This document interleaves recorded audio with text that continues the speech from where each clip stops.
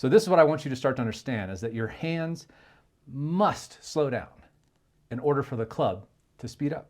Okay. Does that make sense? 100%. So my hands are dropping here, but then they're stopping as best I can and even going backwards, just like you would crack a whip, right? Right. That's the most efficient way. So now, how do we get this to happen? Okay, so there's a couple things that we're going to talk about today that help you understand this. The first one is anything you're doing to try and create forward speed in your hands is going to destroy your golf swing. So in other words, you go to the top and you start turning with your shoulders or your body. What's going to happen to my hand? How is that hand going to slow down? It's not. It's going to do the opposite. It's going to be hard for me to slow it down because Yeah. I'm pushing it through. It has too much forward momentum. I need somehow for my hands to slam on the brakes and ideally go backwards, which they can't. But if I could, I would. So anything like this, what's that doing to my hands? I'm dragging the handle through, which means I'm dragging the club head through. There's no snap.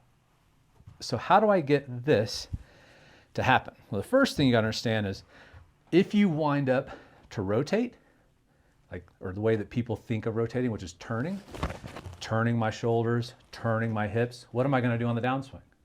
Do the same thing. I'm Unwind the gonna same unwind way. it, exactly. So what's gonna happen to the handle? You're going to go forward instead of backward. Exactly. So it's gonna be continuing to drag the handle and drag the club through. You don't rotate in that sense. You don't turn your shoulders. You don't turn your hips. You tilt. So watch. I want you to watch my shoulders and you tell me, did I make a full shoulder turn? Oh, yeah.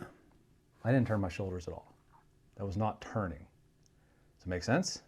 Yeah, hips. You did the hips. The hips, all in the hips. So how do I get this big of a shoulder turn, but I actually didn't turn my shoulders at all? If I stand up, all I did was tilt my pelvis. Mm-hmm. So what I'm trying to do in the swing is not turn, I'm trying to tilt. As I lower this left hip, what does this do to my left shoulder and my left hip? Get them closer together and give you a side bend on the left side. Bingo. Now what do I do on the downswing?